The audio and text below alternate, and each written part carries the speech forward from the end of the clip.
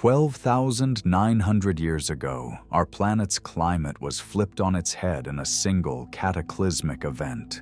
The lush, vibrant world that was beginning to blossom was suddenly swallowed by a frozen darkness, as if the clock of progress had been reset to zero. What could cause such dramatic planetary upheaval? And more importantly, what secrets were buried beneath the advancing glaciers? Welcome to Sleep Mysteries, where hidden history meets your bedtime. Tonight, we're diving into the Younger Dryas, an era when the very foundations of our world trembled. While mainstream science offers its explanations, a growing chorus of researchers whispers of something far more extraordinary, a cosmic impact that wiped the slate clean. We'll explore evidence suggesting an advanced civilization thrived before this catastrophe, only to be erased so thoroughly that only whispers remain in myth and scattered artifacts.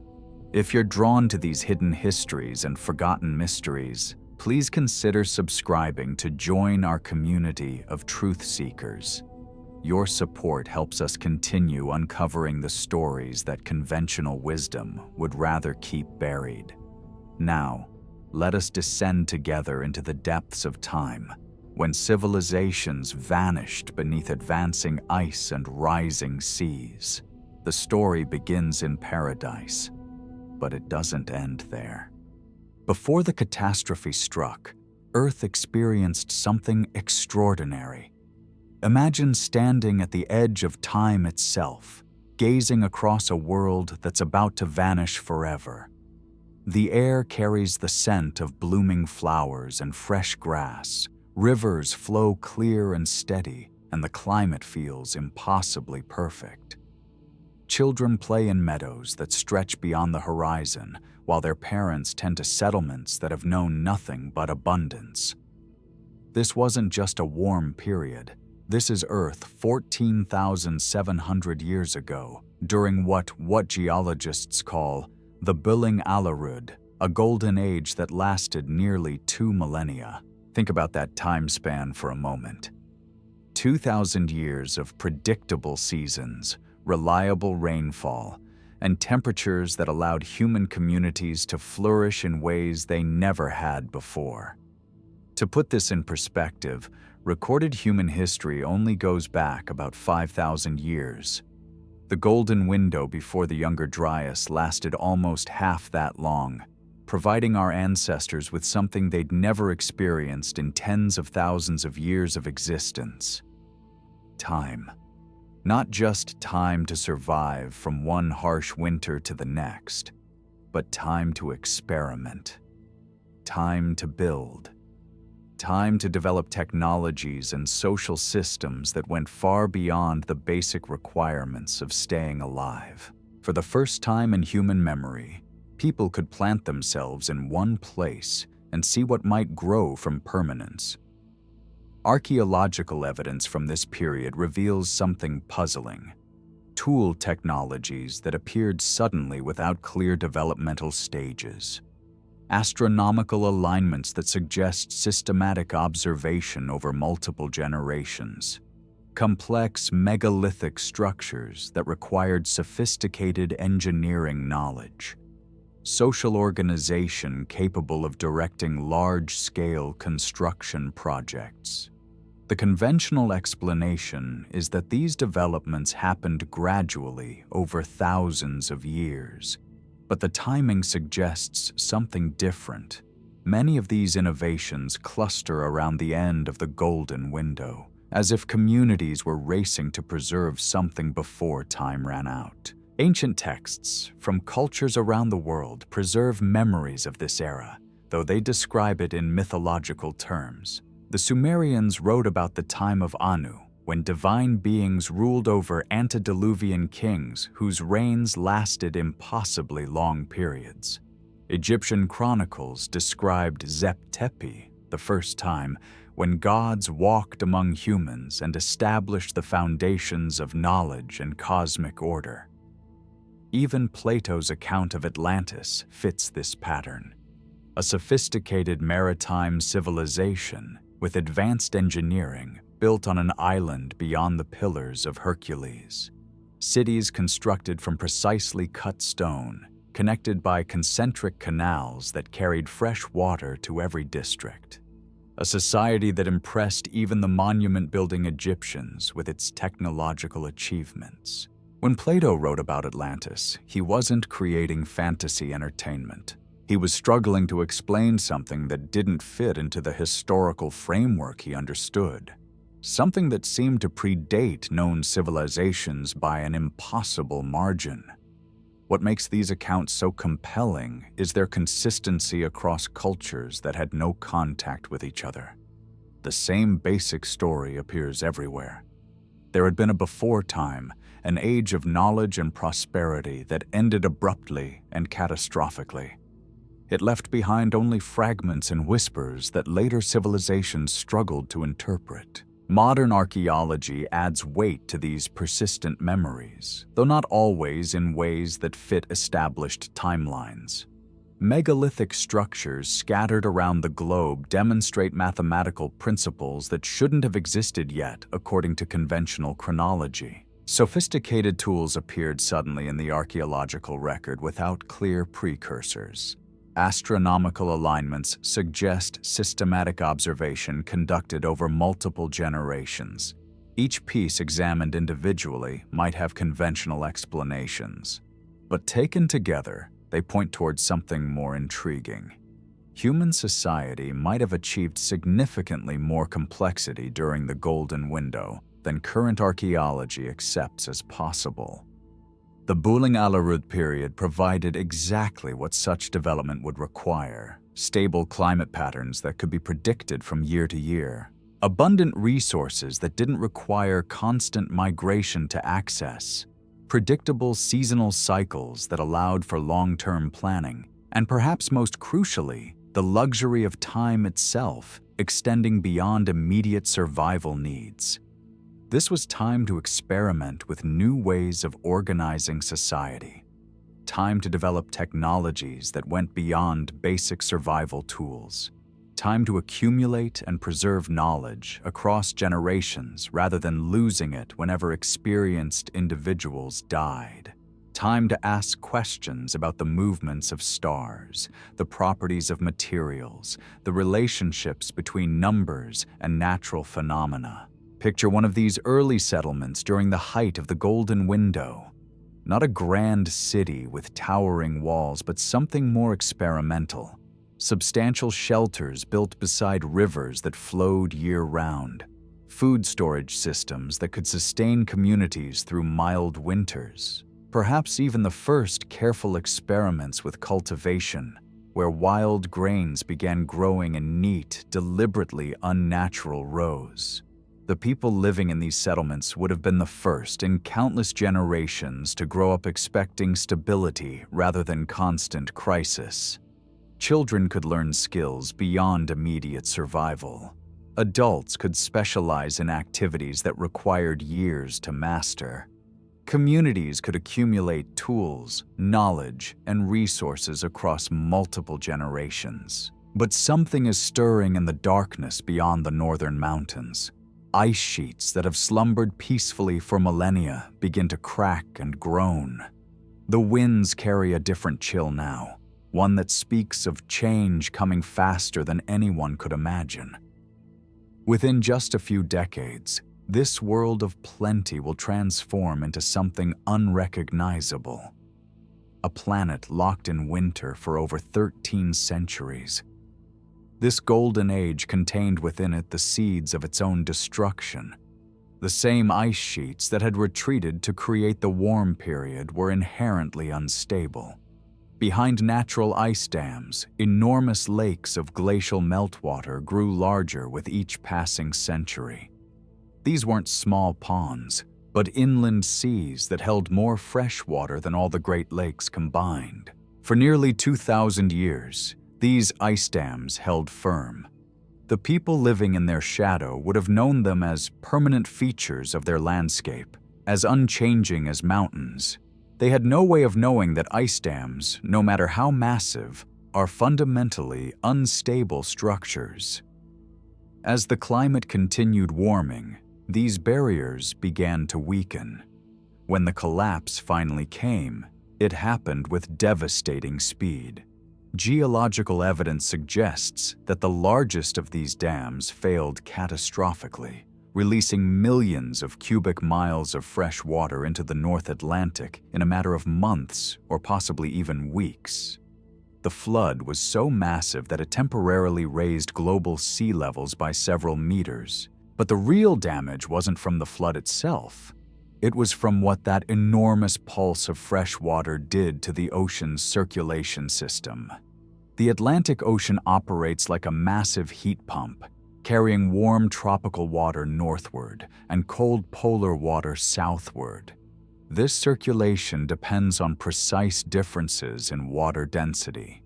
Warm, salty water from the tropics flows north, where it cools and becomes dense enough to sink.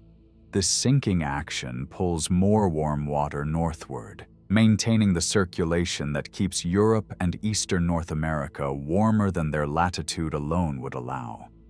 The glacial lake flood dumped so much fresh water into the North Atlantic that it completely disrupted this delicate balance. Fresh water is less dense than salt water, and this massive influx created a layer of relatively light water floating on the ocean's surface. The warm water from the south could no longer penetrate this freshwater barrier, so it couldn't cool and become heavy enough to sink. No sinking meant no suction, which meant no warm water flowing north. The heating system for an entire hemisphere simply stopped working.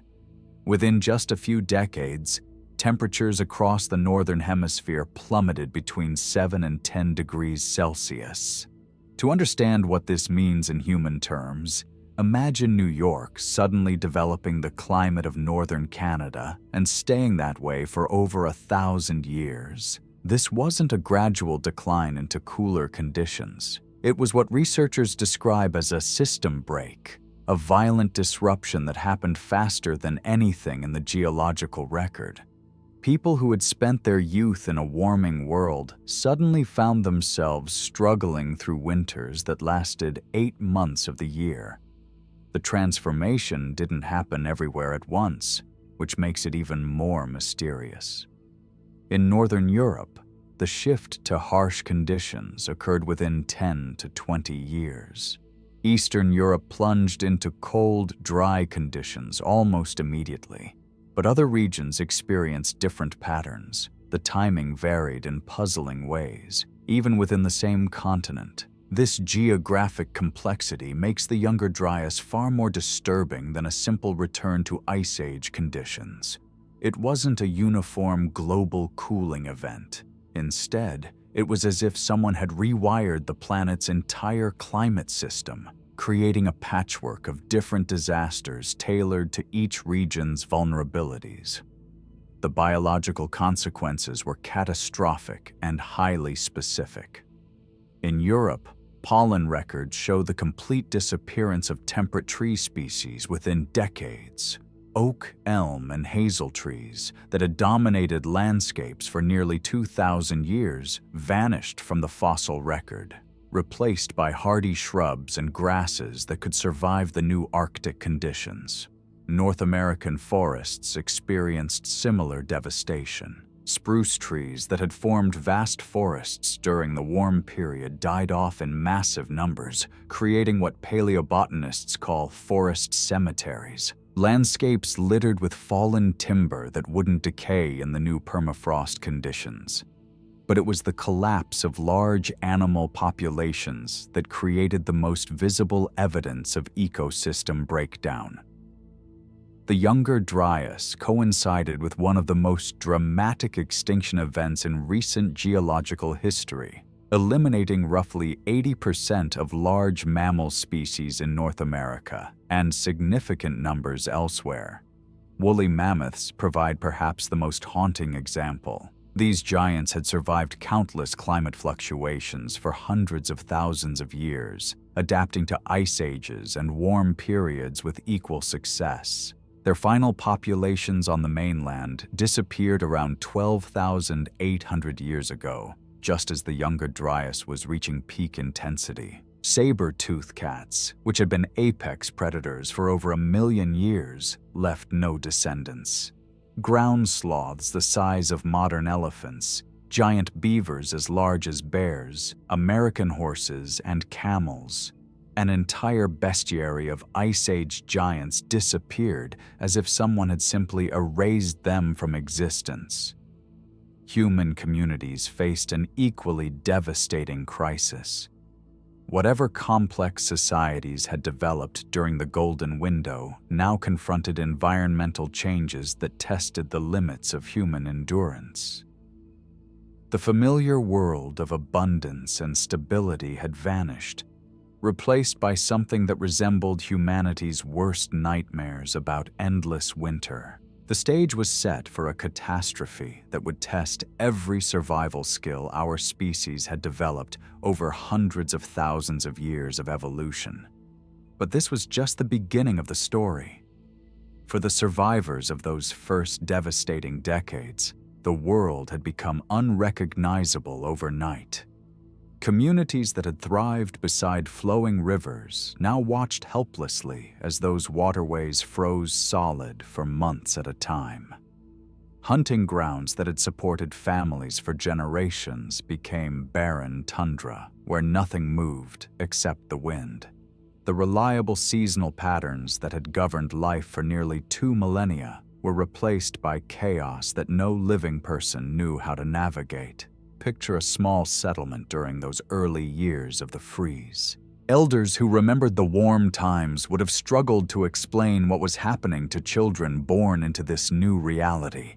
The stories they told of abundant harvests and mild winters would have sounded like fantasy to young people who had never known anything but scarcity and bitter cold. Food storage systems that had worked perfectly during the Golden Window suddenly became inadequate.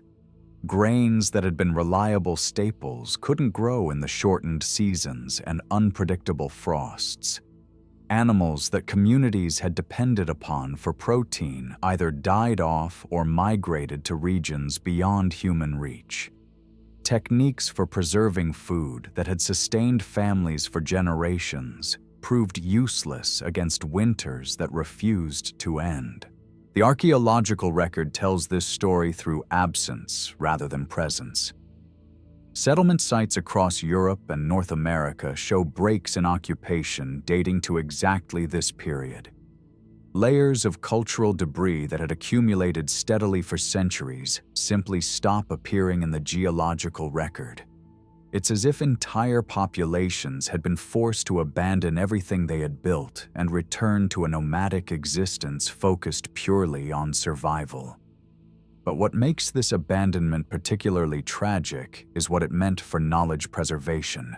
Whatever methods these communities had developed for recording information, maintaining technical skills, or passing down complex cultural traditions would have been among the first things lost when survival became the only priority. Think about how quickly sophisticated knowledge disappears when it's not actively maintained. Within a single generation, detailed understanding of construction techniques, astronomical observations, or agricultural practices can fade to vague memories. Within 2 generations, it becomes mythology. Within 3, it vanishes entirely unless it's preserved in some permanent form. The people facing the Younger Dryas didn't have writing systems as we understand them today. Their knowledge lived in human memory, in oral traditions, in practical skills passed from master to apprentice. When communities were forced to scatter in search of basic resources, these fragile chains of knowledge transmission were broken.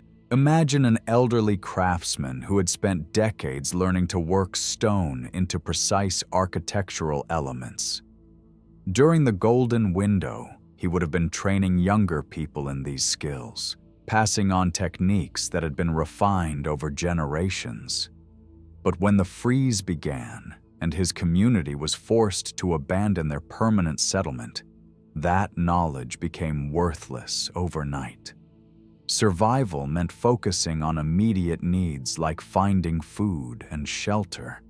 The subtle arts of construction and decoration became luxuries no one could afford to maintain. Within a few decades, the skills that had created the most sophisticated structures of the Golden Window would have existed only in the memories of a few aging individuals. When they died, entire traditions of knowledge died with them. This pattern repeated across every domain of human achievement. Astronomical observers who had spent lifetimes tracking celestial movements found their careful records meaningless when communities could no longer remain in fixed locations long enough to make systematic observations. Artists and symbol makers who had developed complex visual languages saw their work abandoned as communities focused on more basic forms of communication. Social organizers who had learned to coordinate large-scale cooperative projects watched their carefully constructed systems collapse under the pressure of constant crisis. The Younger Dryas didn't just change the climate, it reset human civilization back to its most basic survival mode. Everything that had been built during the Golden Window was stripped away layer by layer, year by year, as communities adapted to increasingly harsh conditions. But here's where the story becomes even more mysterious. The cooling didn't happen gradually over centuries, which might have allowed human societies to adapt slowly. Instead, it happened so quickly that it caught everyone unprepared. Within a single human lifetime, the world transformed from a place of abundance to a place where survival was a daily struggle. This speed suggests that something more dramatic than ordinary climate variation was responsible. Natural climate systems typically change slowly, allowing ecosystems and human societies time to adjust. The Younger Dryas was different. It behaved like a switch being flipped rather than a gradual transition. Scientists have spent decades trying to understand what could cause such rapid, dramatic change. The answer they've found is both elegant and terrifying. The Earth's climate system, despite appearing stable and predictable, actually exists in a delicate balance that can be disrupted by relatively small triggers. The mechanism that most likely caused the Younger Dryas involves the massive freshwater flood we mentioned earlier. When Glacial Lake Agassiz and other ice-dammed lakes burst their barriers, they didn't just create regional flooding, they fundamentally altered the way the Atlantic Ocean circulates heat around the planet. The Atlantic Meridional Overturning Circulation, as scientists call it, is like a massive conveyor belt that moves warm water northward from the tropics and cold water southward from the Arctic.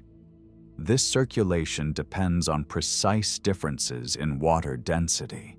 When the glacial lakes dumped enormous quantities of fresh water into the North Atlantic, they created conditions that brought this circulation to a complete halt. The shutdown happened within decades, not centuries. Once it stopped, the heating system for the entire northern hemisphere simply ceased to function. Warm tropical water that should have been flowing north to moderate European and North American climates remained trapped in southern latitudes. The result was immediate and dramatic cooling across vast regions. But here's the truly unsettling part of this discovery. Computer models suggest that once the Atlantic circulation shuts down due to freshwater input, it should recover naturally within a century or two as the disturbing water disperses and normal salinity patterns return. The Younger Dryas, however, lasted for over 13 centuries. This timing discrepancy points to something that climate scientists call feedback loops. Once the initial cooling began, it triggered other changes that reinforced and extended the altered climate state. Ice sheets that had been retreating began advancing again, locking up enormous quantities of water and reflecting more sunlight back into space.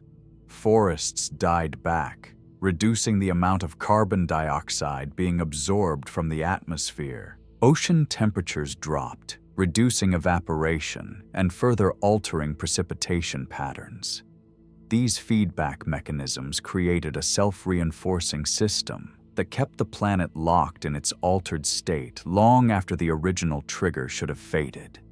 It was as if the Earth's climate had multiple stable configurations, and the freshwater pulse had kicked it from one stable state into another. The implications of this discovery are profound and deeply unsettling. If relatively small changes in ocean circulation can trigger climate shifts that persist for over a millennium, then the stable climate we've experienced throughout recorded history might be far more fragile than we realize. During the Younger Dryas, human communities faced not just cold temperatures, but completely unpredictable environmental conditions. Regions that had known reliable rainfall for thousands of years suddenly faced prolonged droughts. Other areas found themselves battered by storms and floods, unlike anything in living memory. The seasonal patterns that had guided human activities for countless generations became unreliable guides to survival. Archaeological evidence from this period shows human populations adopting increasingly desperate survival strategies. Sites that had been occupied continuously for centuries were abandoned as local resources became inadequate. Settlements moved to locations that offered better protection from harsh weather, even if they were less convenient for other activities. Tool technologies simplified as communities focused on immediate practical needs rather than specialized crafts. Most tellingly, the archaeological record shows a dramatic reduction in the kinds of activities that require long-term planning and social coordination. Monument building essentially ceased. Complex tool manufacturing declined. Trade networks that had connected distant communities broke down as travel became more dangerous and uncertain. The people living through the Younger Dryas had to compress all their cultural knowledge and social organization down to whatever could be maintained by small mobile groups focused primarily on staying alive. Everything else, no matter how sophisticated or meaningful, had to be abandoned. Yet somehow, against all odds, human communities did survive this millennium-long catastrophe. The question that haunts researchers is not whether people made it through the Younger Dryas, but what they managed to preserve of their earlier achievements while doing so. The answer to that question might lie buried beneath the modern ocean floor, in the settlements that were swallowed by rising seas when the great ice sheets finally melted. Or it might be encoded in the mythological traditions that every culture on Earth preserves about floods, lost golden ages, and divine teachers who appeared to guide humanity through its darkest hours. What we know for certain is that when the Younger Dryas finally ended around 11,500 years ago, the survivors didn't just resume where they had left off. They began building something new, something that incorporated lessons learned during 13 centuries of struggle against environmental chaos. The foundations of everything we call civilization were laid by people whose ancestors had witnessed the collapse of an earlier world. The question that emerges from this recognition is both humbling and urgent. If the climate mechanisms that triggered the Younger Dryas are stirring again today, what does that mean for our own civilization? And if our ancestors really did achieve sophisticated societies before the Great Reset, what can their experience teach us about surviving in a world where stable climate can no longer be taken for granted? The ice sheets are melting again. Ocean currents are slowing. The same systems that failed 13,000 years ago are showing signs of stress in our own time. Understanding what happened during the Younger Dryas isn't just an exercise in ancient history. It might be the key to understanding what we're facing right now and what we need to do to ensure that our own achievements survive whatever changes are coming. The story of what caused the Younger Dryas to begin reads like a geological thriller. Scientists have uncovered evidence pointing to not one, but potentially multiple catastrophic triggers that combine to create the perfect storm of climate chaos. The first suspect emerged from the mountains of Germany. Around 12,900 years ago, a volcano that had slept peacefully beneath green hills suddenly exploded with tremendous violence. The Lacher Sea eruption sent ash columns 40 kilometers into the stratosphere, turning the sun into a pale, ghostly disk hanging in a sulfur-yellow sky. Within hours of the eruption, fine gray powder began falling like deadly snow across landscapes that had never known such darkness. The volcano released more than just molten rock and debris. Millions of tons of sulfur dioxide rose into the stratosphere, creating a thin veil that reflected sunlight back into space.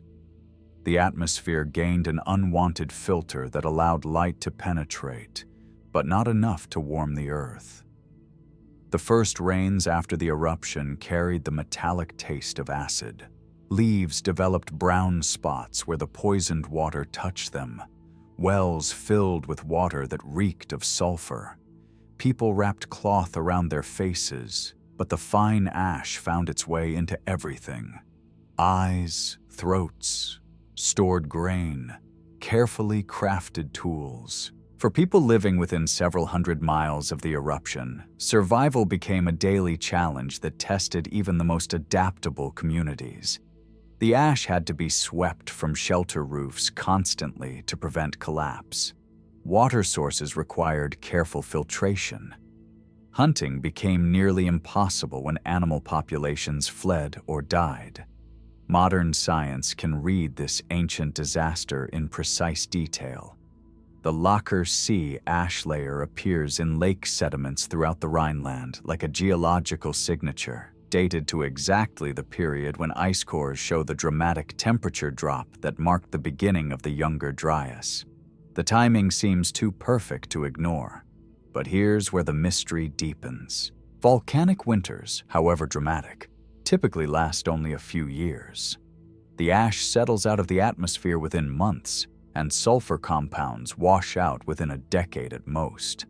Even the massive Tambora eruption that caused the year without summer in 1816 affected global climate for less than 3 years. The Younger Dryas persisted for over 13 centuries. That's not just longer than typical volcanic effects. It's nearly 50 times longer than the most extreme volcanic winter on record. The mathematics of atmospheric chemistry simply don't support the idea that even the most massive eruption could maintain global cooling for more than a millennium. This timing discrepancy has led researchers to consider that the volcanic eruption might have been a trigger rather than the primary cause.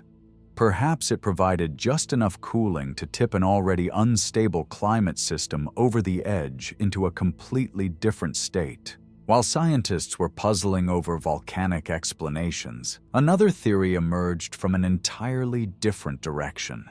Some researchers began looking beyond our planet's surface toward the vast darkness of space, where objects moving at cosmic speeds could reshape continents and transform civilizations. The idea that cosmic impacts might have triggered the Younger Dryas gained serious scientific attention when researchers proposed that the climate catastrophe hadn't been caused by earthly forces at all, but by fragments from space exploding in Earth's atmosphere around 12,800 years ago. This cosmic impact theory offered elegant simplicity, a single dramatic event that could explain not just the climate catastrophe, but also the mysterious extinction of North American animals and the apparent collapse of human cultures across the continent. The proposed mechanism wasn't a single asteroid strike like the one that ended the age of dinosaurs. Instead, it was described as a shotgun blast of multiple fragments that created airbursts across the northern hemisphere. Some of the larger pieces might have struck directly on the ice caps of North America and Northern Europe, causing catastrophic melting that generated massive floods across entire continents. Evidence supporting this cosmic collision began appearing at archaeological sites across North America. Researchers reported finding tiny glass spherules that form only under extreme heat, microscopic diamonds that require enormous pressure to create, and unusual concentrations of rare elements like platinum and iridium that are common in asteroids but rare on Earth's surface. These materials appeared at dozens of sites, all dating to the crucial period around 12,800 years ago. The geographic distribution seemed to support the idea of multiple impacts or airbursts across a wide area, exactly as the cosmic impact theory proposed. For nearly 2 decades, this hypothesis remained controversial. Many researchers argued that the evidence could have come from natural sources rather than extraterrestrial ones. Most critically, despite decades of searching, no one had found craters of appropriate size and age to match the proposed impact events. Then, in 2025, a breakthrough study provided the most compelling evidence yet for cosmic impact at the Younger Dryas boundary. Scientists drilling sediment cores from the deep ocean between Greenland and Canada discovered material that offered independent confirmation of the impact hypothesis from a completely different environment. The ocean sediments contained iron-rich glass spherules that form only at the extreme temperatures generated by meteorite impacts. The researchers also found metallic debris with chemical compositions matching known comet dust, along with unusual concentrations of elements that are rare on Earth's surface but common in extraterrestrial objects. For the first time, evidence from the ocean depths matched the findings that had sparked decades of controversy on land.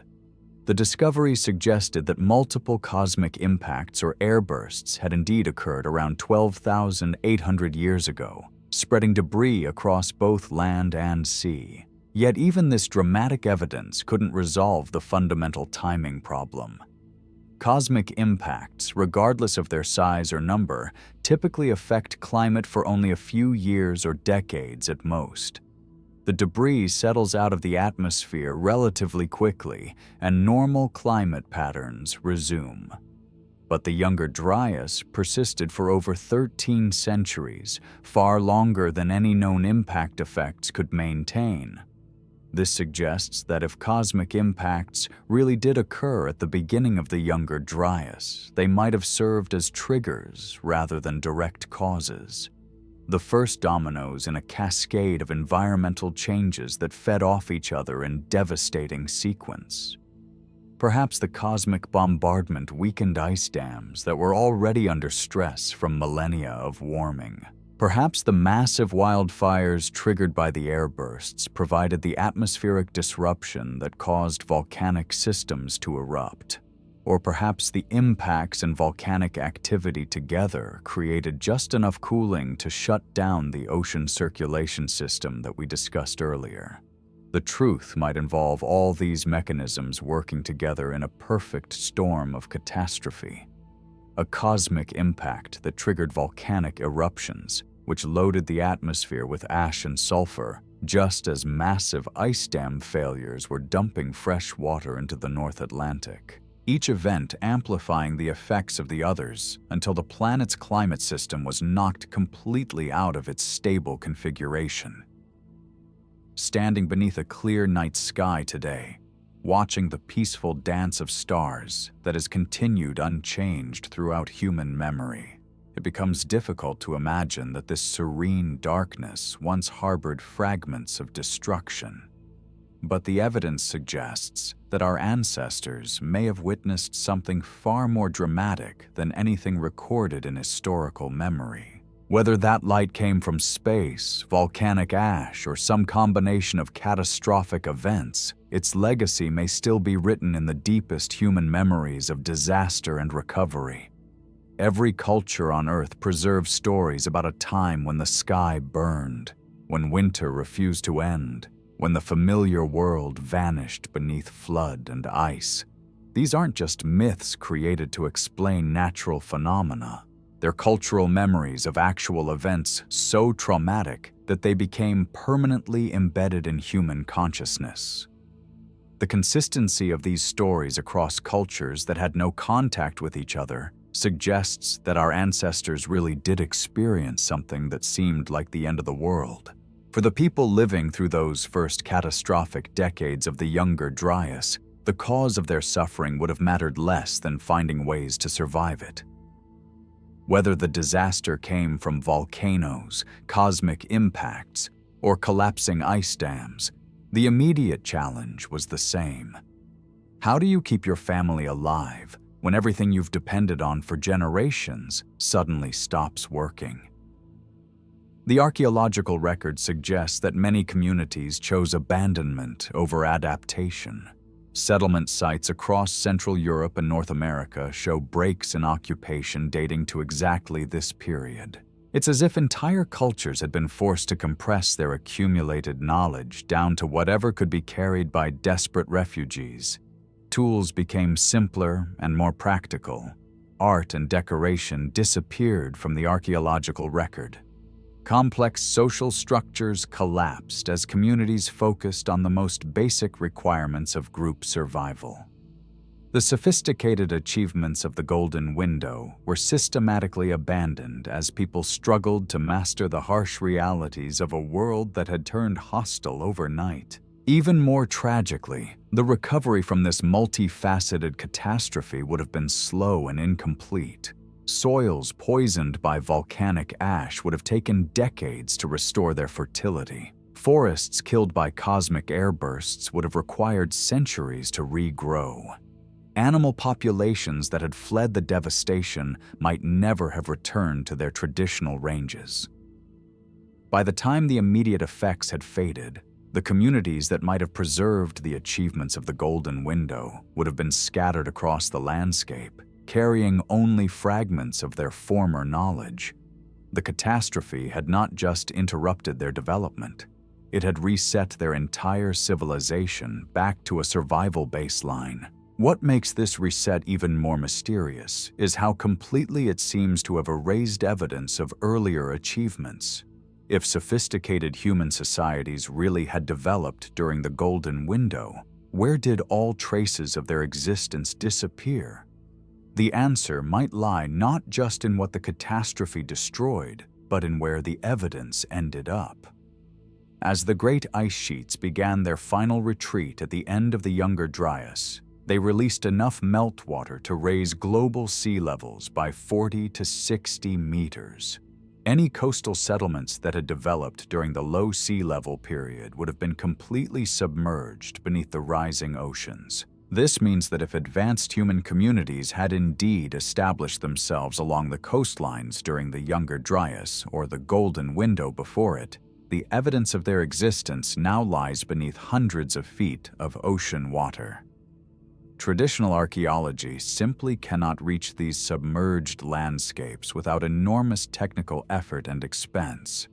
The absence of evidence on land shouldn't be interpreted as evidence of absence. It might simply reflect the fact that we're looking for traces of early civilization in places that are no longer accessible to conventional investigation. But the story of the Younger Dryas reset isn't just about loss and destruction. It's also about something remarkable that happened when the catastrophe finally ended. The survivors didn't simply resume where they had left off 13 centuries earlier. They began building something entirely new, incorporating lessons learned during their long struggle against environmental chaos. When the climate finally stabilized around 11,500 years ago, archaeological evidence reveals an extraordinary burst of human innovation and social complexity. The timing is too precise to be coincidental. At the very moment when the last ice sheets retreated and the climate became predictable again, human societies began experimenting with technologies and social structures that would become the foundation of everything we call civilization. Within just a few centuries of the Younger Dryas ending, people were constructing massive stone monuments, that required sophisticated knowledge of engineering and logistics. They were developing agricultural systems that transformed wild plants into the domesticated crops that would support permanent settlements. They were establishing trade networks that connected distant communities across vast geographic regions. The speed of these developments has always puzzled researchers. Traditional theories suggest that such innovations should have taken thousands of years to develop gradually, but the evidence from the post-Younger Dryas period shows transformations happening within centuries, as if the techniques were being remembered and refined rather than discovered from scratch. This pattern suggests that the survivors of the Great Reset weren't starting from zero. They were working with fragments of knowledge and social organization that had somehow been preserved through the long catastrophe. When conditions finally allowed, they rapidly reconstructed and improved upon achievements that had been lost for over a millennium. The mythological traditions that emerged from this period support this interpretation. Cultures around the world preserve stories of divine beings or culture heroes who appeared at crucial moments to teach humanity the fundamental skills of civilization. Agriculture, construction, astronomy, social organization. These figures are consistently described not as gods in the abstract sense, but as teachers who guided human development. Perhaps these divine teachers were actually the cultural memory of real people. The survivors who had preserved crucial knowledge through the catastrophic period and passed it on to communities struggling to rebuild in the aftermath. The mythology transforms historical figures into eternal archetypes, but the core message remains. Civilization didn't develop spontaneously from nothing. It was taught by those who remembered older ways. The reset that erased advanced civilization during the Younger Dryas also created the conditions for something new to emerge, something that incorporated both the achievements of the past and the hard-won wisdom that comes from surviving catastrophe. The world that emerged from the Great Thaw wasn't just a return to earlier conditions. It was a completely new chapter in human development, built on foundations that had been tested by fire and ice and found strong enough to endure. The survivors of the Younger Dryas carried more than just knowledge through the long winter. They carried something else, something that shows up in archaeological sites around the world, but doesn't fit the neat timeline we've been taught about human development. Something that suggests our ancestors achieved far more during those lost millennia than anyone wants to admit. Göbekli Tepe rises from the barren hills of southeastern Turkey like a stone riddle that refuses to be solved. When archaeologists first began digging here in the 1990s, they uncovered massive T-shaped pillars arranged in perfect circles.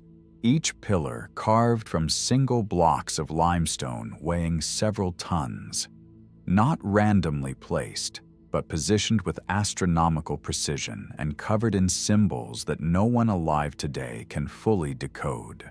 The oldest parts of this site have been radiocarbon dated to around 9,600 BCE. That makes it over 11,000 years old, older than pottery, older than writing, older than agriculture itself, which means someone at the very end of the Younger Dryas quarried these massive stones, transported them across difficult terrain, and erected them in complex geometric patterns, all without metal tools, wheeled vehicles, or permanent settlements. But here's what makes Göbekli Tepe truly mysterious. No one lived there.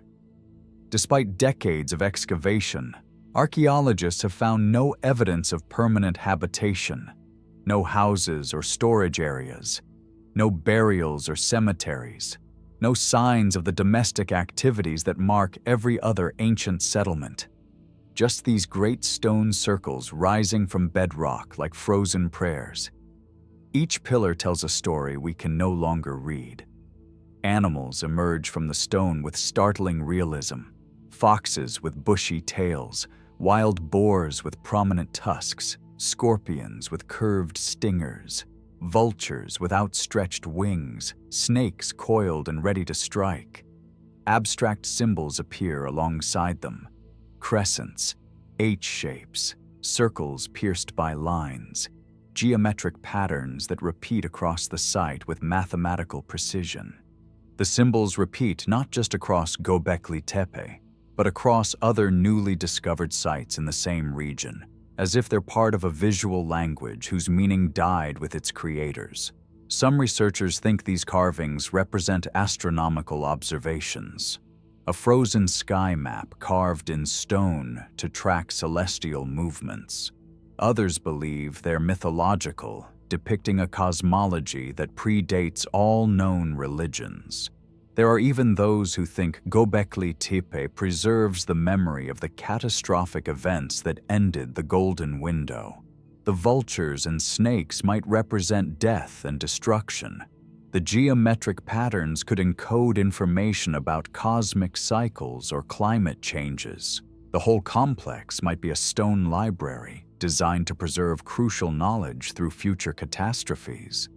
But here's the most unsettling part of the Göbekli Tepe mystery.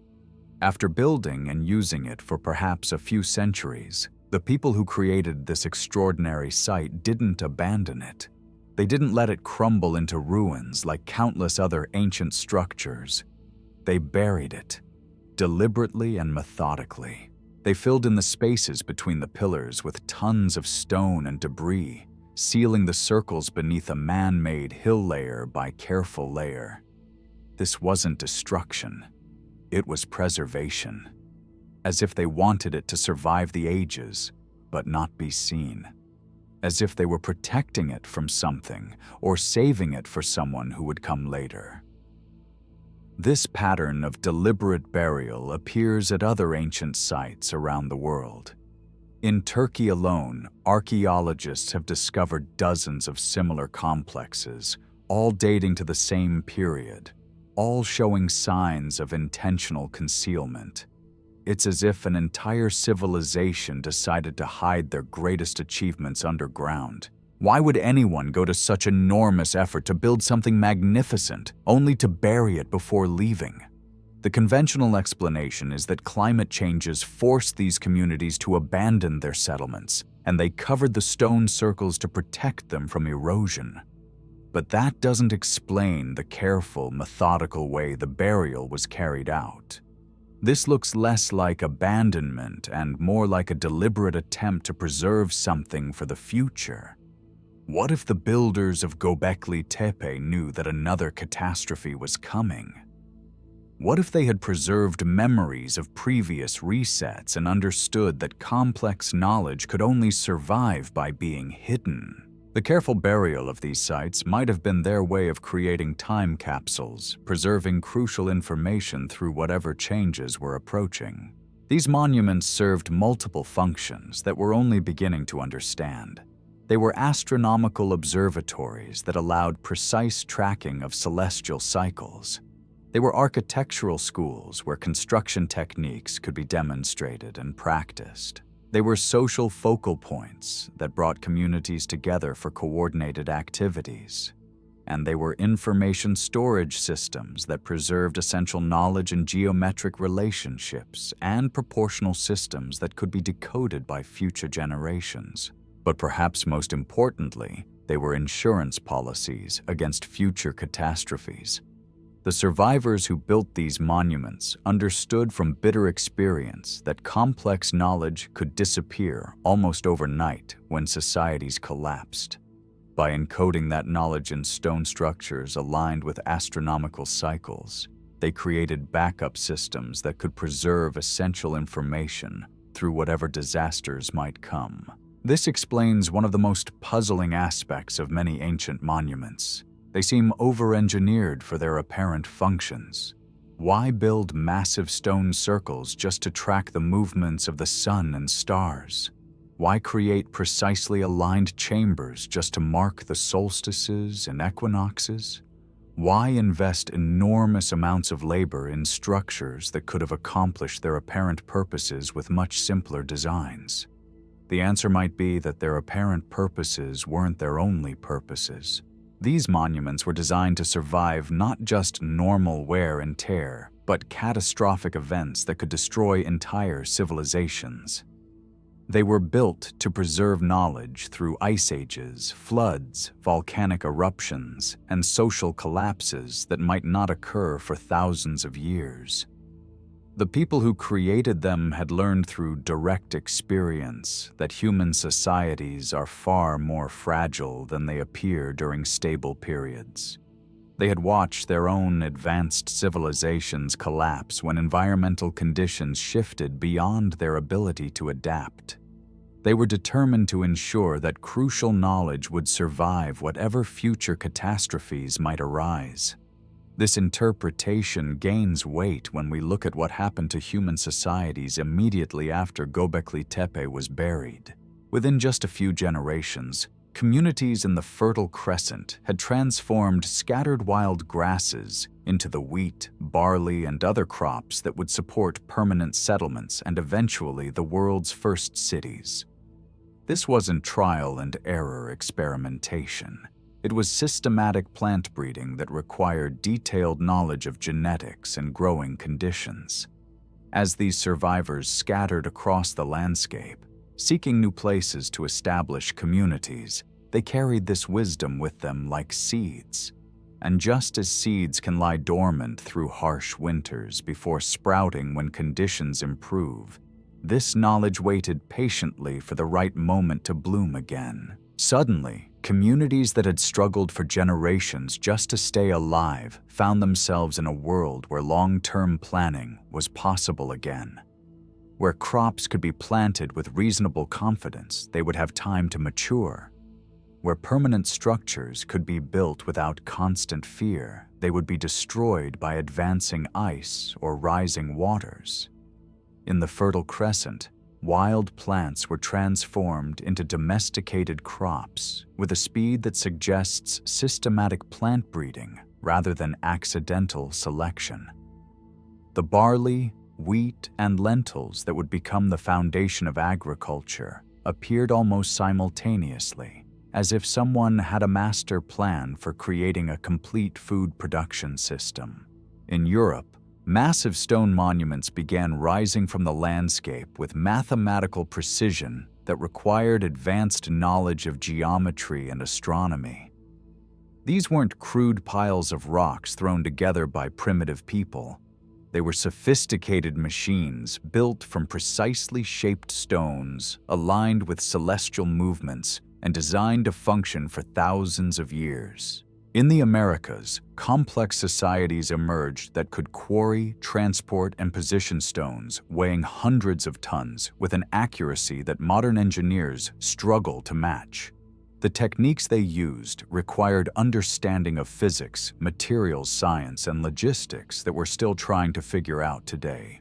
In Asia, irrigation systems appeared that could manage water flow across vast territories, supporting dense populations in regions that had previously been barely habitable. These systems showed evidence of coordinated planning across multiple generations, as if their builders understood exactly how population growth and agricultural expansion would develop over centuries. The traditional explanation for this burst of innovation is that human intelligence simply reached a critical threshold where complex problem-solving became possible. But this explanation ignores the most remarkable aspect of the post-Younger Dryas development. It wasn't random experimentation that produced these achievements. It was systematic implementation of sophisticated techniques that appeared almost fully formed. This looks less like invention and more like reconstruction, as if communities around the world were working from instruction manuals that had somehow survived the catastrophic period, even though the physical infrastructure those manuals described had been completely destroyed. The mythological traditions that emerged from this period support this interpretation through their consistent emphasis on divine teachers who appeared to guide human development. But these weren't abstract gods delivering wisdom from on high. They were practical instructors who showed people exactly how to organize their communities for maximum efficiency and resilience. In Mesopotamian tradition, the Apkallu were described as fish-like beings who emerged from the waters to teach the arts of civilization. But look closely at these descriptions and you'll find detailed information about construction techniques, agricultural methods, and social organization that reads more like a technical manual than religious mythology. Egyptian texts describe the Neteru as divine beings who established the foundations of knowledge during the first time. But these foundations included very specific information about architectural principles, astronomical observation, and governmental structures that would define Egyptian civilization for thousands of years. Similar figures appear in cultures around the world, all sharing the same basic characteristics. They appear after catastrophic floods. They teach practical skills rather than abstract philosophy. They establish traditions that persist for millennia, and they eventually disappear, leaving behind only their teachings and the communities they've helped to establish. Perhaps these divine teachers weren't supernatural beings at all. Perhaps they were the survivors of the pre-Younger Dryas civilizations, the people who had managed to preserve crucial knowledge through the long catastrophe and emerged to share it with communities that had forgotten how complex societies could function.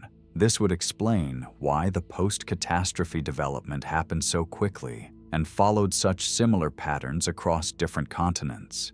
It wasn't independent invention by separate cultures. It was coordinated reconstruction, led by people who remembered how these systems had worked before the Great Reset. Think about what this means for our understanding of human development. If advanced civilizations really did exist before the Younger Dryas, then the societies we call the earliest civilizations, the Sumerians, the Egyptians, the Indus Valley cultures, weren't humanity's first attempts at complex organization. They were our second attempt, built on the foundations laid by survivors who remembered the first. The sudden appearance of sophisticated technologies without clear precursors makes sense if those technologies were being remembered rather than invented.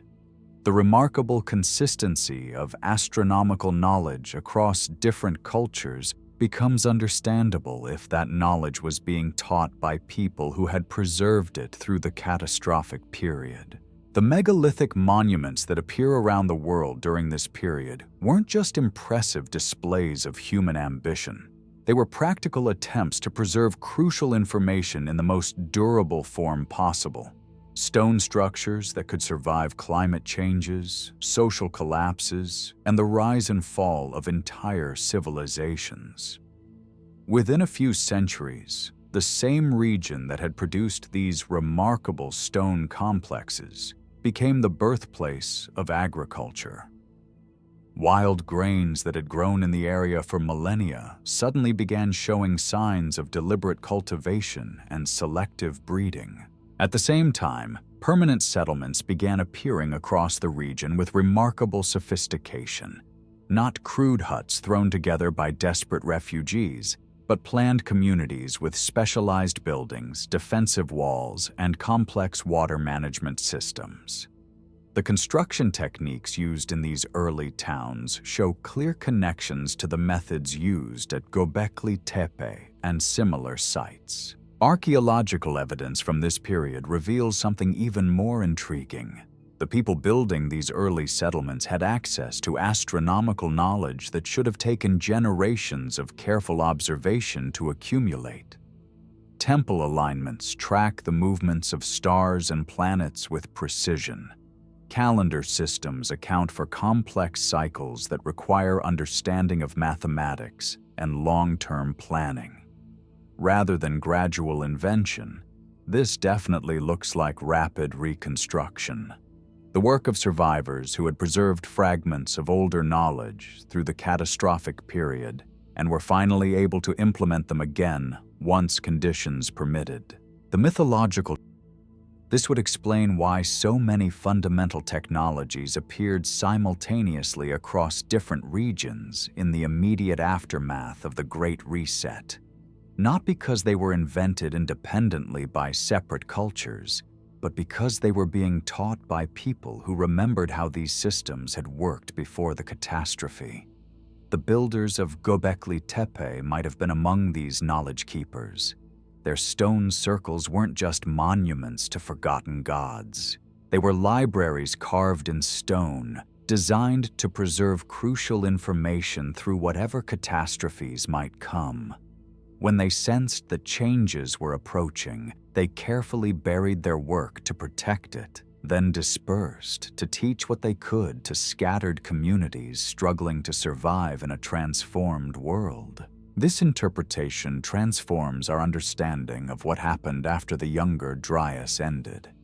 Instead of primitive hunter-gatherers slowly stumbling toward agriculture and civilization, we see organized survivors implementing sophisticated recovery plans based on hard-won experience with catastrophic change.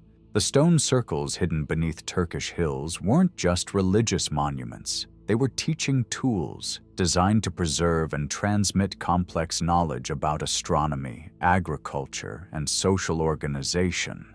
When their work was done, the teachers buried the evidence and moved on to the next phase of rebuilding human civilization. But questions still linger in the shadows of these ancient sites.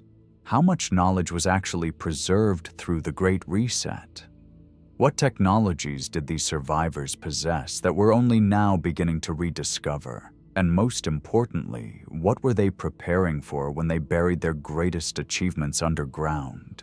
The answers might be encoded in the symbols carved on those massive stone pillars, geometric patterns that could represent mathematical principles, animal figures that might encode seasonal or astronomical information, abstract designs that could preserve everything from construction techniques to agricultural practices.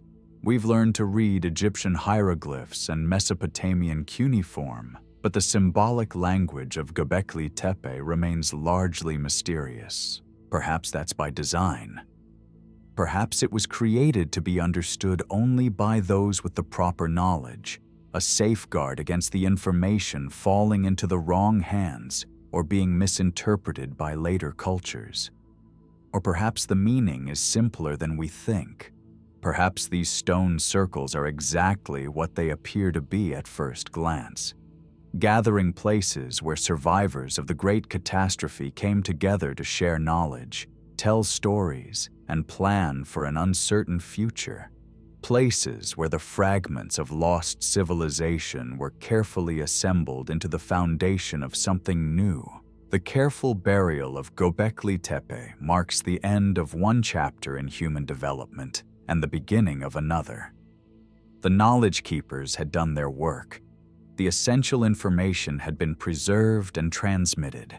The scattered communities were beginning to coalesce into the agricultural settlements that would eventually become the cities and kingdoms of recorded history. But the tradition of preserving knowledge through monumental architecture didn't end with the buried stone circles of Turkey. It evolved and spread, appearing in different forms across the ancient world. The megalithic monuments of Europe, the stone circles of Britain, the massive constructions of the Americas, all following similar patterns of astronomical alignment, geometric precision, and symbolic encoding. Each of these sites might be a chapter in the same long story, the story of how human knowledge survived the greatest catastrophe in recent history, evolved through centuries of careful preservation, and ultimately became the foundation of everything we call civilization. The weight of these discoveries presses against everything we thought we knew about human development. Picture the scene 12,000 years ago as the great ice began its final retreat. Massive walls of frozen water that had imprisoned entire continents started cracking like breaking glass. Rivers of meltwater thundered toward the oceans with geological fury. The sound must have been deafening, echoing across landscapes that were waking up from their longest sleep. But this awakening brought its own kind of catastrophe. When ice sheets that had locked up enough water to drop global sea levels by 40 meters suddenly began melting, the results were swift and devastating. Scientists call it Meltwater Pulse 1b, and it ranks among the most dramatic sea level changes in Earth's recent history. The numbers tell a story of transformation so rapid it defies imagination. Global sea levels rose 14 to 18 meters in just 2 to 3 centuries. That translates to roughly half a meter per decade, more than 10 times faster than current rates of sea level rise. To understand what this meant for human communities, imagine a coastal village where generations had lived by fishing and gathering marine resources. Within a single person's lifetime, the sea would advance inland by several miles. Ancient landmarks disappeared beneath the waves year by year.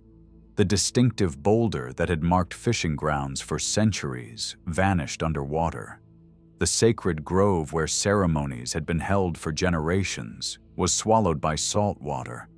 The network of seasonal camps and resource areas that had sustained communities through the harsh centuries dissolved into an advancing ocean that showed no signs of stopping. This wasn't just a regional event affecting certain coastlines. The meltwater pulse redrew the world's geography permanently. River deltas that had built up over thousands of years were submerged. Islands that had supported communities became underwater hills. Coastal plains that had provided refuge during the long winter simply ceased to exist. If sophisticated settlements had indeed developed during the golden window before the Younger Dryas, or even during the cold period itself along the lower coastlines, then many of these pioneering communities now lie beneath the modern continental shelf, beyond the reach of conventional archaeology. Hidden under hundreds of feet of ocean water where traditional excavation methods cannot follow. This realization gives new meaning to humanity's most persistent stories about lost civilizations swallowed by rising seas. Every culture on Earth preserves flood narratives with remarkable consistency. Not just stories about local river flooding, but accounts of great waters that rose suddenly and permanently, forcing entire populations to flee to higher ground and abandon their traditional homelands. The Epic of Gilgamesh tells of a deluge that destroyed the world, forcing survivors to build an ark to preserve humanity and animal life. Hindu traditions speak of cosmic floods that periodically cleanse the earth. Native American cultures across both continents remember the day the great waters came, drowning the lands where their ancestors had lived since time immemorial. These stories share structural elements that go beyond simple coincidence. Divine warning systems that gave chosen survivors advance notice. Vessel construction that preserved not just human life, but the essential knowledge needed to rebuild civilization. Animal preservation that maintained the biological foundation for recovery. Global destruction that swept away the corrupt or outdated world. Gradual recession that revealed new landscapes ready for fresh beginnings. For over a century, scholars have explained these similarities as natural products of human psychology. Every early civilization developed near water sources because rivers meant life. But rivers also brought seasonal flooding that could destroy communities overnight. The traumatized survivors would naturally create stories about divine judgment and moral cleansing that grew larger with each retelling. This explanation seemed reasonable until researchers began counting the flood stories more carefully. When comprehensive surveys documented versions from over 200 cultures across 6 continents, the sheer number became impossible to dismiss. More troubling was their structural precision. These weren't loose variations on a theme, but narratives that followed identical sequences with mathematical consistency. The pattern suggests something more than coincidental invention. These stories function as survival templates disguised as religious narratives. They preserve essential information about recognizing approaching catastrophes, organizing community responses, preserving crucial knowledge and resources, and establishing new settlements after the waters recede. If catastrophic flooding really did accompany the end of the Younger Dryas, wiping out coastal settlements and displacing populations globally, then physical monuments would have been destroyed and written records lost. But stories can survive anything. They travel from mouth to mouth, parent to child, carried like seeds across vast distances and long periods of time. Over generations, the trauma of real events transforms into the rhythm of myth.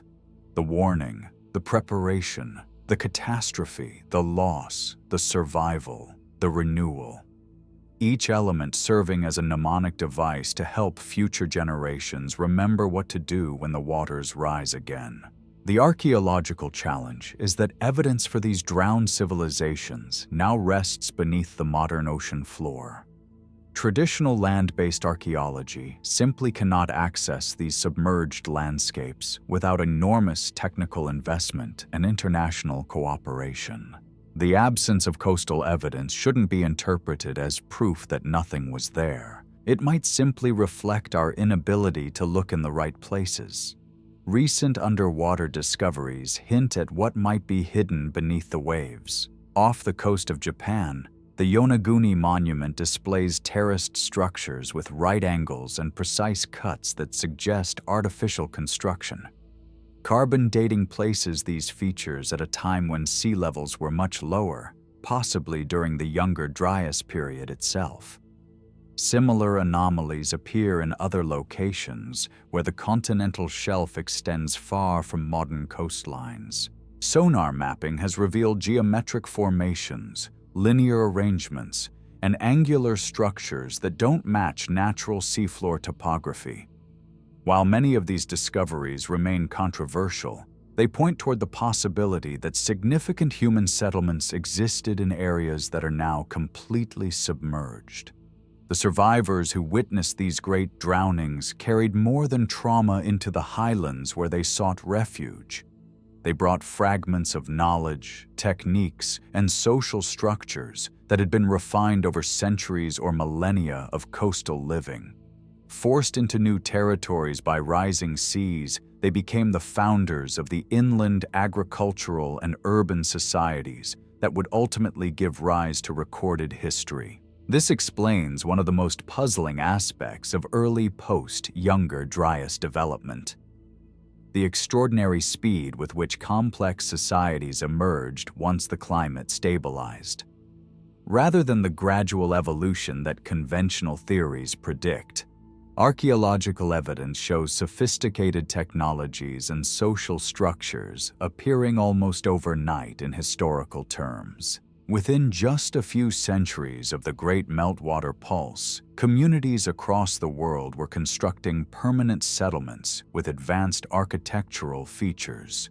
They were developing trade networks that connected distant regions. They were establishing astronomical observation systems that required generations of accumulated knowledge to create. They were organizing large-scale construction projects that demanded sophisticated social coordination. This rapid emergence makes perfect sense if these developments represented reconstruction rather than original invention. The refugees from drowned coastal civilizations would have carried detailed knowledge about construction techniques, resource management, social organization, and astronomical observation. When they finally found stable inland territories, they could implement these systems quickly rather than developing them from scratch. This catastrophe consciousness shaped every aspect of early post-flood civilization. The monuments they built weren't just displays of wealth or power, but attempts to create permanence in a world that had proved devastatingly impermanent. The religious traditions they developed weren't just spiritual exercises, but systems for maintaining and transmitting crucial knowledge across generations. The social structures they established weren't just practical arrangements but insurance policies against the kind of societal collapse that had nearly destroyed human civilization during the long winter. Evidence of this trauma-informed worldview appears in the earliest religious and mythological traditions of every major culture. Prophecies of cyclical creation and destruction that repeat throughout cosmic history. Rituals designed to appease forces capable of ending human society overnight. Calendar systems that track not just seasonal changes, but vast cosmic cycles that bring both prosperity and catastrophe. These aren't abstract philosophical concepts, but the cultural DNA of societies founded by people who had witnessed the end of their world. The survivors who established civilization after the Great Drowning understood something that we're only beginning to grasp in our own era of climate uncertainty. That human achievements, no matter how impressive or permanent they seem, exist at the mercy of planetary forces that operate on scales and timelines beyond normal human comprehension. The curriculum they developed has been guiding human societies ever since, though we don't always recognize their teaching methods or understand the full scope of their wisdom. Deep beneath the modern ocean, beyond the reach of casual exploration, lie the drowned landscapes of our forgotten past. Their silence doesn't disprove their existence, but simply reminds us that the most important chapters of human development might be the ones we haven't learned to read yet. The waters keep their secrets, but the stories refuse to stay buried. And in those persistent narratives about islands that sink beneath the waves, we might find the most important lessons our species has ever learned about survival, adaptation, and the patient work of rebuilding civilization from whatever pieces manage to float. The echoes of these ancient floods still ripple through our modern world in ways most people never notice. Walk through any major city today, and you'll see the same patterns that defined those first post-catastrophe settlements. Communities built on high ground near reliable water sources, trade networks that connect distant regions, architectural styles that prioritize permanence over convenience, social structures designed to preserve knowledge across generations. But perhaps the most telling legacy appears in our deepest cultural instincts about disaster and recovery. Every civilization develops flood control systems that go far beyond what local geography would seem to require. Emergency management protocols that assume catastrophic change rather than gradual adaptation. Religious and philosophical traditions that emphasize cycles of destruction and renewal. These aren't random cultural developments.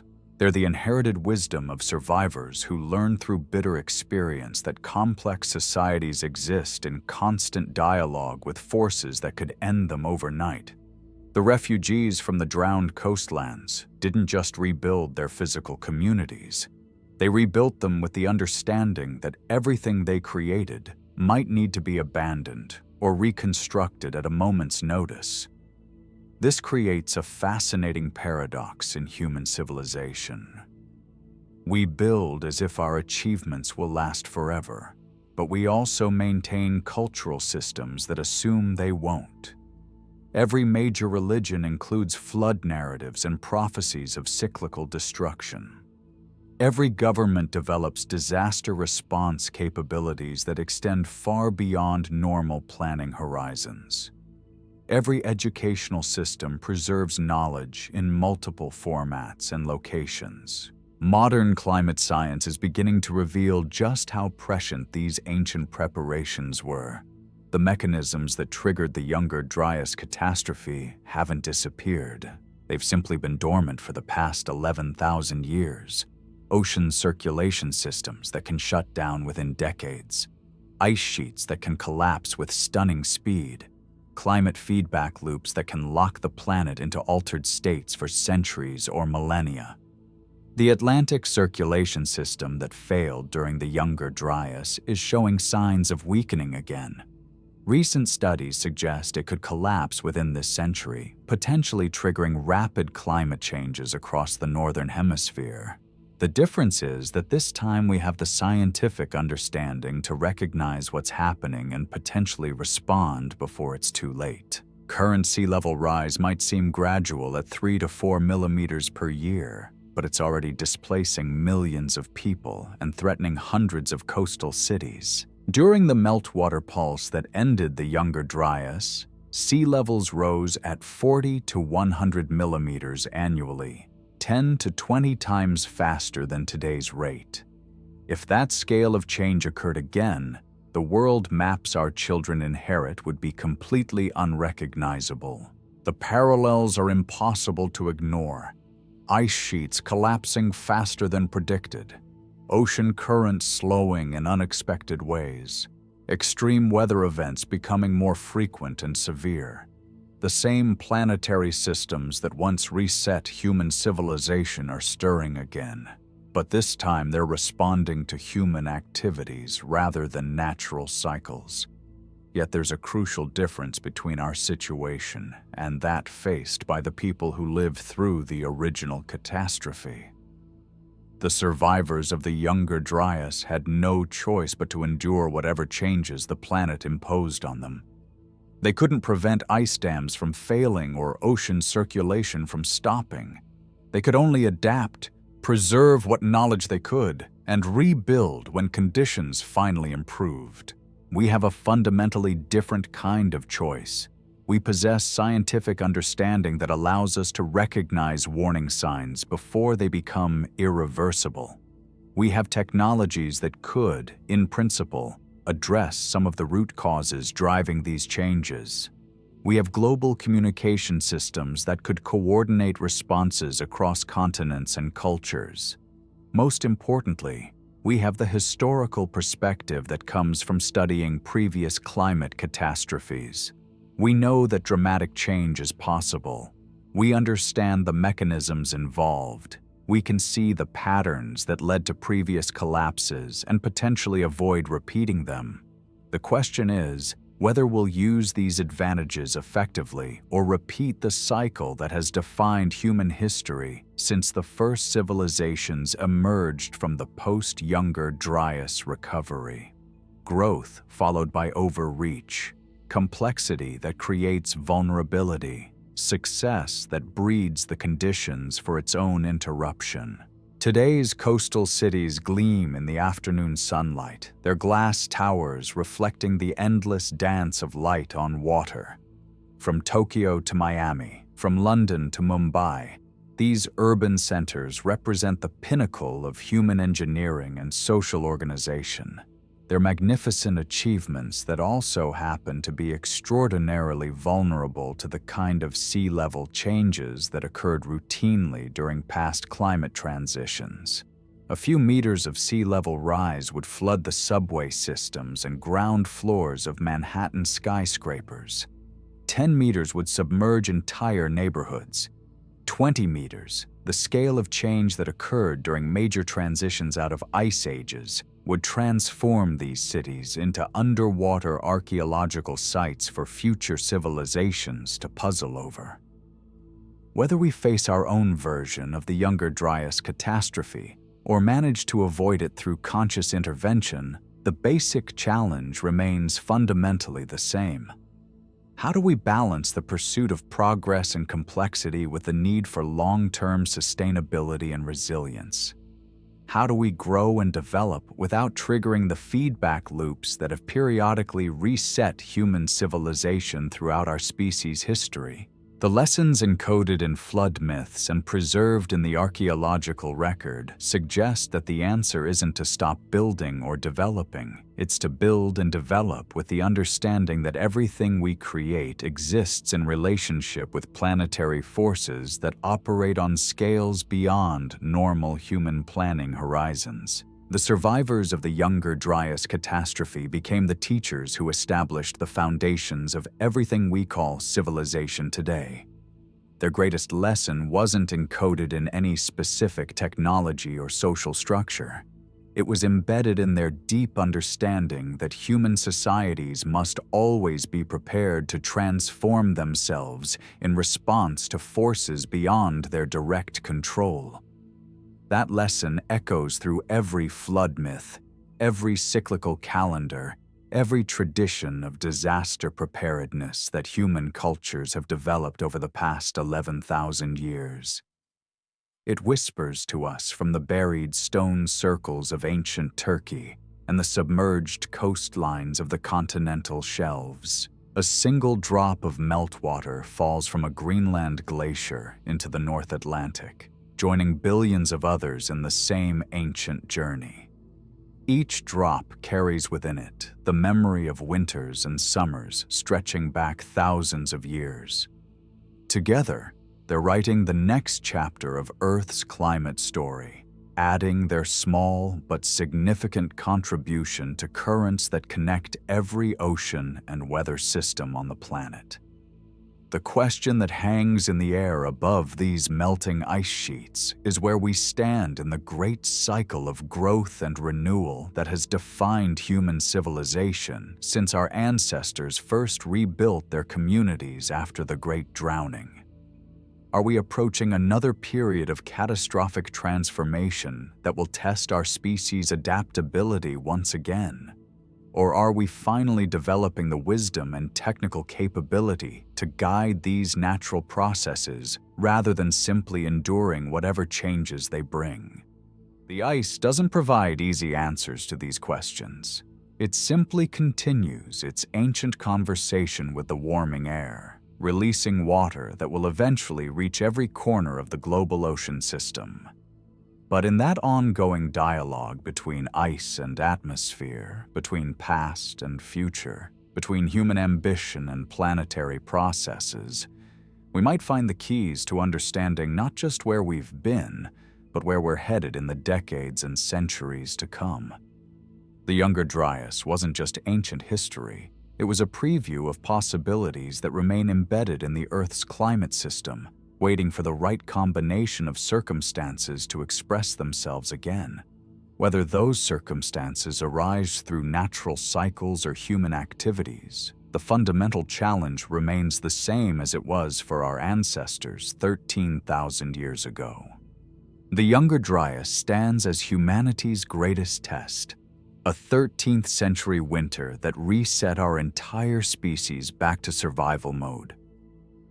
Today, as ice sheets crack and ocean currents slow, we face echoes of that ancient crisis. The difference is, we can see it coming.